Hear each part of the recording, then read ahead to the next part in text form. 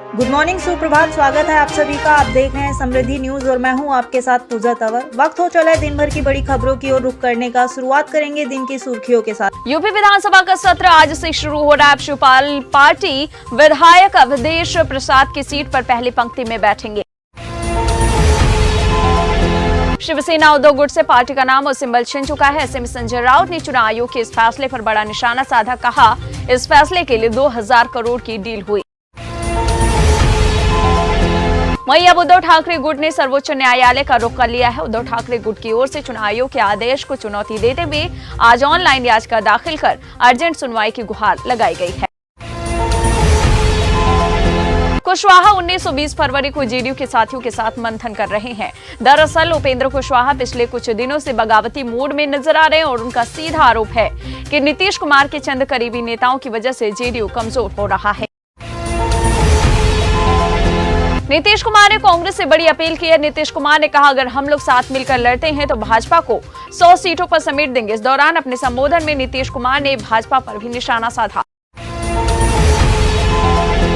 नीतीश कुमार ने आगे कहा कि आजादी की लड़ाई को भुलाने और नया इतिहास रचने की कोशिश हो रही है। आजादी की लड़ाई में सबका योगदान है। जेपी नड्डा इस वक्त 21 फरवरी तक कर्नाटका में ही रहेंगे। आपको बता दें, कर्नाटका में अप्रैल मई में चुनाव होने की संभावना है। वहीं कर्नाटका में उडुपी और वेलूर में जनसभाओं को संबोधित करेंगे। राजस्थान के शिक्षा मंत्री वीडी कल्ला ने कहा कि बीजेपी वाले सिर्फ धर्म करते हैं, धर्म के बारे में कुछ जानते नहीं। राजस्थान के विधानसभा चुनाव में यूं तो अभी 8 महीने बचे हैं, लेकिन सियासी उठापटक अभी से शुरू हो गई है। बीजेपी के पूर्व विधायक देवेंद्र कटारा आम आदमी पार्टी में शामिल हो गए। केंद्रीय गृह मंत्री अमित शाह ने कहा कि देश में नरेंद्र मोदी की सरकार आने के बाद कश्मीर में आतंकवाद से हिंसा, पूर्वोत्तर में उग्रवाद में 80% की कमी दर्ज हुई है। जीतन राम मांझी ने नीतीश सरकार की तारीफ की और थोड़ी खिंचाई। मांझी ने कहा, मैं नीतीश कुमार के साथ हूं, वो मुझे गाली व धक्का भी देंगे तब भी मैं उनका साथ नहीं छोड़ूंगा। मार्च से भारत में जबरदस्त कूटनीतिक गहमागहमी शुरू होने वाली। एक तो G20 देश के विदेश मंत्रियों की बैठक के साथ ही इस समूह के मंत्री स्तरीय बैठकों का दौर शुरू हो जाएगा।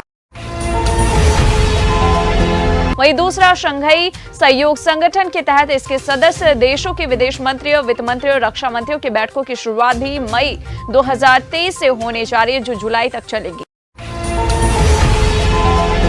आबकारी नीति मामले में दिल्ली के उप मुख्यमंत्री मनीष सिसोदिया ने कहा कि मैंने सीबीआई से अनुरोध किया है कि दिल्ली की बजट की तैयारी के कारण फरवरी के बाद वो किसी भी दिन का मुझे समय दे दे। शहजाद पुनेवाला ने अब मनीष सिसोदिया पर हमला बोला। बोले, बजट तो बहाना है, जांच में नहीं जाना है। उत्तर प्रदेश में जातीय जनगणना के लिए समाजवादी पार्टी अभियान चलाएगी। यह अभियान पार्टी प्रमुख अखिलेश यादव के निर्देश पर पूरे प्रदेश में चलाया जाएगा।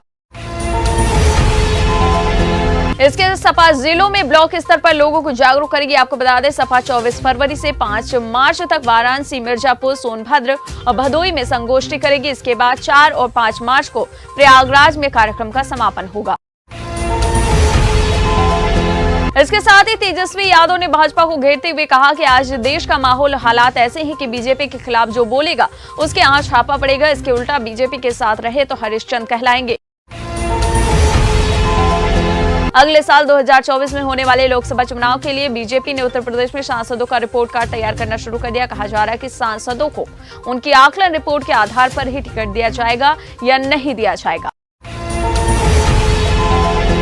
अमित शाह ने कांग्रेस पार्टी पर बड़ा निशाना साधा। उन्होंने कहा, कांग्रेस के नेतृत्व वाले संयुक्त प्रगतिशील गठबंधन यानी यूपीए शासन में सभी मंत्री खुद को प्रधानमंत्री समझते थे और कोई भी मंत्री प्रधानमंत्री को प्रधानमंत्री नहीं समझता था। आम आदमी पार्टी के सांसद उत्तर प्रदेश के प्रभारी संजय सिंह ने राजधानी लखनऊ में बुलडोजर आहुति यज्ञ का आयोजन किया। संजय सिंह ने यूपी सरकार पर निशाना साधा। आपको बता दें, संजय सिंह ने यूपी सरकार पर निशाना साधते हुए कहा कि गरीब की झोपड़ी उजाड़ने वाले योगी आदित्यनाथ के बुलडोजर की आहुति दी गई है। कांग्रेस नेता उदित राज ने गौतम अडानी पर हमला बोलते हुए दावा किया कि उन्होंने भाई के शेयर को गिरवी रखकर रूस बैंक से लोन लिया। उनका बड़ा भाई ही मॉरिशस में शेल कंपनियां चलाता है।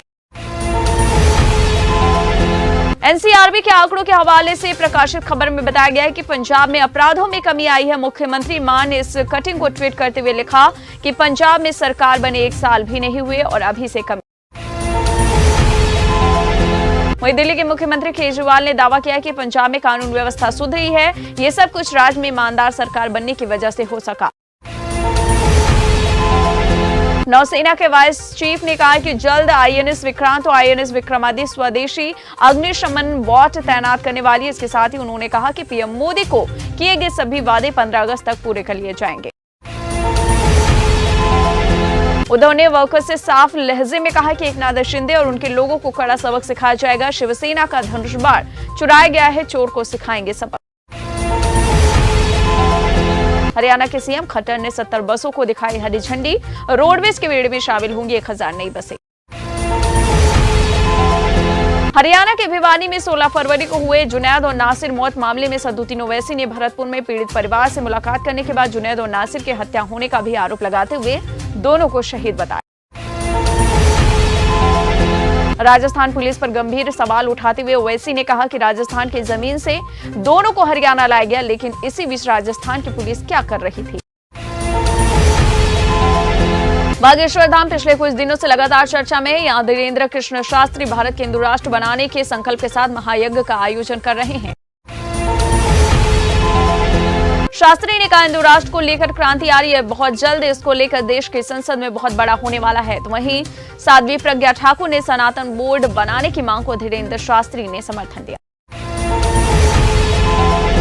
वरुण गांधी अपने संसदीय क्षेत्र पीलीभीत में एक बार फिर से एक्टिव हो गए हैं। कहा जा रहा है कि यहां से उनका खून का रिश्ता है। हाल ही में वरुण ने पीलीभीत की जनता को अपना परिवार बताया था और कहा कि यहां के लोगों को दुख दर्द समझता हूं मैं। बाबा रामदेव ने अब कहा कि हमारे प्रधानमंत्री मोदी जी का सपना है कि भारत कल्याण का वैश्विक केंद्र बने और साथ ही दावा किया कि कोविड-19 महामारी के बाद देश में कैंसर के मामलों में संख्या में वृद्धि हुई है। Doctor APJ Abdul Kalam satellite launch vehicle mission 2023 को 19 फरवरी को तमिलनाडु के पट्टीपोलम गांव से लॉन्च किया गया। खास बात यह है कि इसमें 100 से अधिक सरकारी स्कूलों के कुल 2000 छात्र इस रॉकेट प्रोजेक्ट का हिस्सा बने। बांग्लादेश से भारत में अवैध रूप से प्रवेश करने के आरोप में त्रिपुरा में 12 विदेशी नागरिकों सहित 16 लोगों को पकड़ा गया। इनमें 2 बांग्लादेशी और 10 रोहिंग्या भी शामिल। 2005 के बैच में आईएएस अंजनेय सिंह अभी 1 साल और यूपी में ही तैनात रहेंगे। बता दें केंद्र ने बढ़ा दिया उनका कार्यकाल। उत्तर कोरिया ने कहा था कि दक्षिण कोरिया और अमेरिका इस साल 20 सैन्य अभ्यास करने की योजना बना रहे हैं, जिसमें बड़े पैमाने पर थल सेना का सैन्य अभ्यास शामिल है। ये हमारे देश के लिए खतरा। स्वरा भास्कर को कंगना रनौत ने फहद से शादी के लिए बधाई दी और लिखा कि भगवान की कृपा है कि तुम दोनों खुश और ब्लेस लग रहे हो। शादियां तो दिलों में होती है, बाकी सब कुछ बस फॉर्मेलिटी है। अब इस पर स्वरा भास्कर ने शुक्रिया अदा करते हुए लिखा कि शुक्रिया कंगना, आपको हर खुशी और आनंद मिले। आपको बता दें कंगना रनौत और स्वरा भास्कर अक्सर अपने बेबाक बयानों के लिए चर्चा में रहते हैं।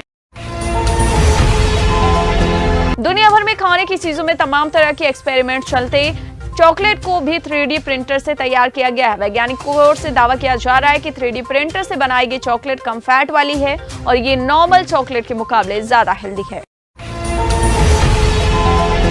जीएसटी परिषद ने गीले गुड़, पेंसिल शार्पनर और कुछ ट्रैकिंग उपकरणों पर जीएसटी हटाने का फैसला किया है। जीएसटी परिषद की 49वीं बैठक में यह फैसला लिया गया। सरकार से पंगा लेने में डरता है सुप्रीम कोर्ट, सीनियर एडवोकेट बोले जब तक पलटवार नहीं होगा ये लोग मानने वाले नहीं। उज्जैन में 18 लाख दीपों से जगमगा उठा शिप्रा तट, टूटा अयोध्या का रिकॉर्ड। कुलगाम पुलिस ने पकड़े हिजबुल मुजाहिदीन के 3 आतंकी किसी वारदात को अंजाम देने की फिराक में हैं। पाकिस्तान दिवालिया हो चुका है और उसे संकट से उबारने का उपाय अंतर्राष्ट्रीय मुद्रा कोष के पास भी नहीं बल्कि खुद पाकिस्तान के भीतर ही मौजूद है। ये बात किसी और ने नहीं बल्कि पाकिस्तान के रक्षा मंत्री ख्वाजा आसिफ ने कही।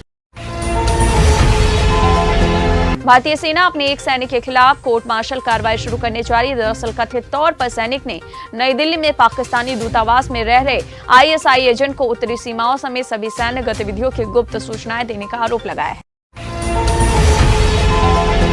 ग्राहकों की ओर से लगातार आ रही कॉल ड्रॉप और क्वालिटी को लेकर शिकायतों को लेकर telecom regulatory authority of India ने टेलीकॉम कंपनियों से कहा कि कॉल ड्रॉप और डाटा आउटेज के मामलों को राज्य के लेवल पर रिपोर्ट किया जाए। उधर प्रकाश राज ने कश्मीर फाइल्स को बताया बकवास फिल्म। जवाब में अनुपम खेर बोले कि वो हमेशा ईमानदारी में विश्वास करते हैं और दूसरे लोग जो चाहे उस पर विश्वास कर सकते हैं। और राजस्थान में गर्मी का सितम अभी से शुरू हो गया। इस बार फरवरी माह में ही अप्रैल मई जैसी गर्मी का एहसास हो रहा है। कई शहरों में अधिकतम तापमान में बढ़ोतरी हुई, जिससे कई पुराने रिकॉर्ड टूट गए। तो आज की बात बस यहीं तक। कल फिर होगी मुलाकात। जय हिंद, जय भारत।